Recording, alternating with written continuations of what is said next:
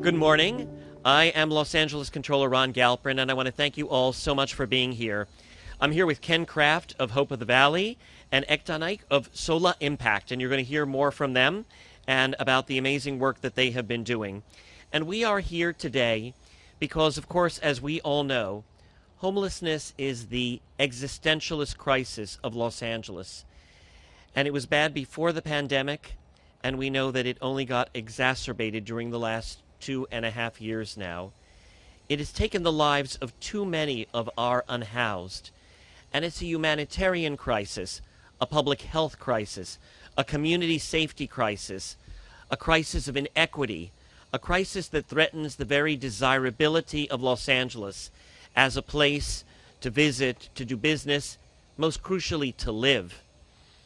And more than half of the country's unsheltered population lives in California, and a great many of them, as we know and as we see each and every single day, live in Los Angeles County and in Los Angeles City. And a recent report from the Los Angeles County Department of Public Health on mortality among those who are experiencing homelessness in LA County showed a 56% increase, some 2,000 deaths last year. That's more than 5,000 people a day. That's more than 5 people a day, on average, dying on the streets of Los Angeles, and disproportionately, as we know, impacting persons of color. It's not a simple problem, and it's the result of historic poverty and of inequity, of racism, problems with education, lack of medical care, lack of mental health resources, addiction, trauma, abuse, a cycle that we sometimes see of those who are in jail and then back on the street and then unfortunately back in jail again. We see a disproportionate number of young people who were in foster care who are now out of foster care and have nowhere to go. And of course, it's about the availability and the astronomical cost of housing. And we need a lot more permanent housing, but also we need more temporary and interim housing and shelter options to better outreach those who are in need, to provide greater access to health and mental health and addiction treatment services, and much, much more. And more than anything else, what we need is leadership to get on the same page and to actually make progress on this, because the status quo is not working anymore, as we all know. And that's why we're here today, because we have to continue to build more permanent supportive housing. And the city is doing so, albeit very expensively and taking a long time to do it. But we also need to use the available space that we have at our disposal to help alleviate homelessness now. Now, the property behind me can and should be used to help get people off of our streets and into shelter right away. It's huge, as you can see. It's vacant, and it is owned by the city of Los Angeles. Has been owned by the city of Los Angeles for 28 years. Imagine if we put a property like this, and it's one of many that are owned by the city already. Let's put them to use, to take action, to save lives. Now, it's not easy, I think, as we all know. But let's talk for a moment about how we got here and where we need to be going. And there has been, I think, a combination of a lack of focus, of neglect, of a lack of leadership, of accountability that has been lacking, of deficient priorities, and siloed departments within our city, and also sometimes a dysfunctional and fractured government and the relationships between city and county. And there are also a lot of good intentions and a lot of good people who have been working on this issue. But good intentions can go bad. And so what we really need to do is to cut through all of the bureaucracy to actually help save lives and get people off the street. Earlier this year, I released a report identifying 26 city-owned properties that could be used to more immediately alleviate homelessness by staging these properties for interim or temporary housing, coupled with much-needed showers, bathrooms, laundry, and storage. And of course, supportive services, including services for medical and for mental health, and referral services and outreach. My team of auditors examined and evaluated literally thousands of properties that are owned by the city of LA, and we had a specific criteria. We wanted to look at the size, the current use, the location of the properties, and identify those ones that we thought could most immediately be put to some good use. Combined, these properties have the potential to provide 1.7 million square feet of land space for interim housing, tiny home villages, safe parking or safe sleeping areas, sprung structures, trailers, other kinds of interim strategies. And what you have here behind me is actually an example of a tiny home, and you're going to be learning a little bit more about this and how it's one of the many wonderful ways in which we can help give people dignity, give people a new life.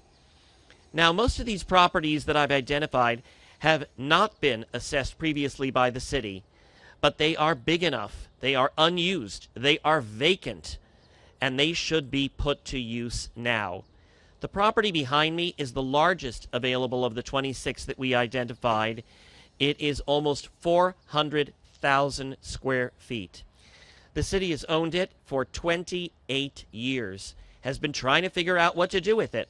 Well, let's stop figuring out what to do with it and actually do something with it. Now, I've also audited Prop Triple H, as many of you know, and this is the program that was voted on by voters to provide up to 10,000 permanent supportive housing units with $1.2 billion in bond money. Now, nobody expected that these units would be done overnight or that they would be cheap, but they're taking 3 to 6 years to build. And they are costing now on average about $600,000 a door. And some of these are costing up to $800,000 a door. Now, we desperately need that permanent supportive housing, but let's help prevent people from dying on the streets by using properties such as this. What a difference it can make. Now, a few days ago, the Los Angeles City Council approved a settlement with the LA Alliance for Human Rights in a lawsuit in which the city will spend some $3 billion over the next 5 years to develop as many as 16,000 beds or housing units for those experiencing homelessness. Now, that's a big job to do, and this can be an important part of that picture. Now, if you haven't yet read the report that we have on all of these 26 properties, you can actually find it at lacontroller.org. And it also includes an interactive map and a story map with each of these available properties. There are also, in addition to those 26 properties, there are other properties that are owned by the city that should be considered, including some owned by LAWA, the Los Angeles World Airports, including Parker Center, which is in the Civic Center right near City Hall, another property that has been sitting empty for years and, quite frankly, is probably going to stay empty for a couple of years until we find a permanent solution, but let's do something, at least interim, with it. We can save lives, and we can make a difference for everybody, but particularly for those who are suffering each and every single day on our streets. So I'll be happy to take questions, but first I wanted to welcome Ken Kraft. He is the founder and CEO of Hope of the Valley Rescue Mission, and he can tell you about some of the tiny home villages that he has created. He brings a unique blend of experience with outreach and supportive services, setting up of tiny homes, and providing shelter and counseling and so much more to those people who really need it. And please welcome Ken Kraft. Thank you. Thank you, Ron. You know, One of the greatest joys in my life is being able to see somebody come inside, come indoors, and experience that life change. You know, in 2016, as Ron mentioned, there was a bond measure that was approved by the voters of Los Angeles, $1.2 billion to create 10,000 units of affordable housing. The first one didn't open until 2020. Can you imagine being an outreach worker and going to somebody in 2016 saying, have I got good news for you? We just passed a bond measure. We're going to create affordable housing for you. Just hang in there for the next 4 years and it'll be okay. That is demoralizing, to tell someone to wait on the streets for 4 years until we can move them inside. That's not okay. God forbid, if there was an earthquake tonight and we had all kinds of apartment buildings that were red tagged, and we woke up the next morning and there were 70,000 people that were unsheltered in Los Angeles, the National Guard would be here within hours, the Red Cross would be mobilized, and we would make sure that our brothers and sisters on the streets of, in Los Angeles would not have to live unsheltered. And yet for decades we've been saying that homelessness is a crisis, it's an emergency, and then we yawn and go to bed. At this time, I've never seen more movement from the city, from the state, from the federal government to say we must address this issue. We must come up with interventions that work and work now. And so what you see behind me right over here is one of them. It's called a tiny home. These tiny homes can be assembled in 1 hour. That's how fast they go together. And inside, you can take a look after, there's 2 beds, there's air conditioning, there's heating, there's electrical plugs for charging your cell phone, your computer, there's a night light, and most importantly, there is a front door that locks. And especially for so many people, and maybe especially women who've been sexually abused and traumatized living on the streets, for them to be able to come inside and to be stabilized and have a place to call home, it makes all the difference in the world.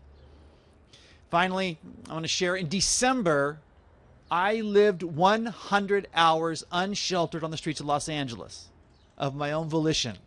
But I wanted to walk a mile in someone else's shoes and truly experience what is it like to be unsheltered in Los Angeles. And it happened to be the day the Pacific Storm was coming in on December 13th, and it was in the San Fernando Valley, and it was 20 or 38 degrees that night. It was freezing cold, and I remember each day was all about survival. How do I keep my stuff dry? Where am I going to sleep tonight? What am I going to eat? And it was all about survival. And I thought, you know, I would not be able to hold down a job if I was homeless on the streets, because it was all about survival. But something magical happens when we bring people indoors.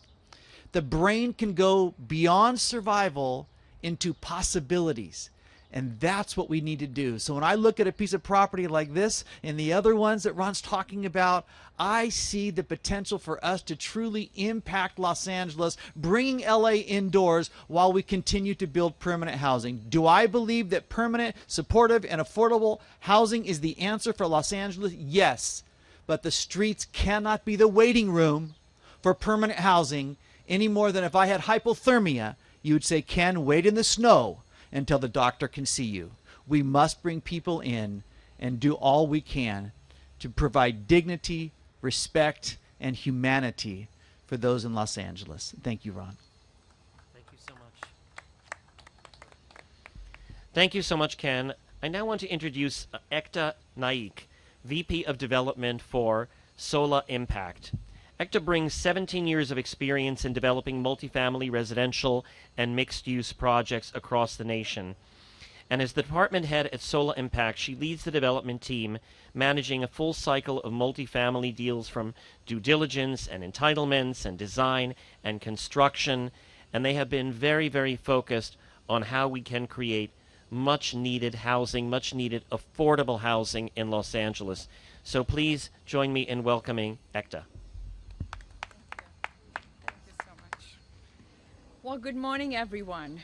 I would like to thank all of you for being here today with us, and especially thank Controller Ron Galperin and his staff for inviting Sola to be part of this milestone journey over here. My name is Ekta Naik. I'm the VP of Development at Sola Impact.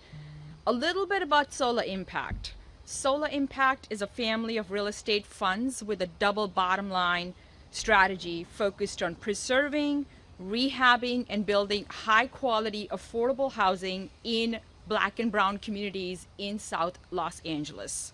Solar owns about 1,500 units, 90% of which are within 2 to 3 miles of this space that we're standing here right now. More importantly, we're currently building another 1,500 units over the next 24 months, again, which are within a few miles of this location where we're standing today. We're going to build another 3,000 to 4,000 units in the next 3 to 4 years, all in South LA. And we've been able to build all of this with the support of private capital in a city in which the lack of affordable housing is a big crisis. Los Angeles, like most cities in California, faces dual crisis: homelessness and affordable housing, which are arguably the most critical issues facing the largest and the most dynamic economy in the US. We're incredibly proud at Solar Impact that we've lived up to our motto of uplift and not uproot. 98% of our tenants are racial minorities. More than 2/3 of our tenants are low income, with 1 in 3 of our place tenants having experienced homelessness at some point in their lives. A project on Avalon and Gage that opened last year houses 70 formerly homeless residents. Our current project that just opened a week ago at 92nd and Compton, we're very pleased to be working with PAT, People Assisting the Homeless, to rapidly house almost 60 souls on this project. And these are all unhoused residents in South LA. Special thanks to several council members for helping break down the red tape to speed up the certificate of occupancy on these projects. Incredible credit goes to Solar Impact development and construction teams for micromanaging the processes and to keep the costs low. We delivered these 2 buildings at less than $230,000 a unit, and to keep the projects on schedule. Homelessness is such an important issue for Los Angeles and for California, and my team is laser focused and works day and night to drive the costs down. We do believe that the costs can be brought down to under $275,000 to $300,000. Our teams work very hard to standardize the unit plans, the floor plans, the buildings. We use the same doors, the same faucets, the same sinks over a large number of units that provides us economies of scales. We also have modular projects under construction that cuts the overall construction time frame by 25% and reduces the hard costs by around 35%.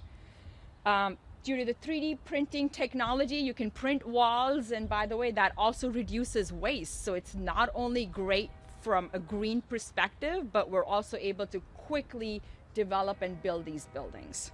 We collaborate with more than 40 plus nonprofit organizations to rapidly house these buildings as we open them and provide wraparound services to our residents. And let me be honest, this is not easy work. What we're attempting to do here, to our knowledge, has never been done before. To accomplish this, we need all the help that we can get, literally from each and every one of you. We need partners, we need advocates, we need ambassadors, we need our investors, our politicians, our various city departments, and certainly our prayer warriors. We need Republicans and we need Democrats. We need red, blue, but also white and black and brown to all come together. Big and small, we need you all. We at Solar Impact appreciate all your help and support to bring much needed quality, affordable housing to South LA as fast as humanly possible by slashing the red tape. Thank you. Thank you. What you've heard right now are two visions of how to use a property such as this in the short term and in the interim and over the long term. And enough of all of the talking, enough of the debating, enough of the studies, enough of the hand-wringing. It's time to actually act. We know what needs to happen. We have the properties. We have the wherewithal. We have the options.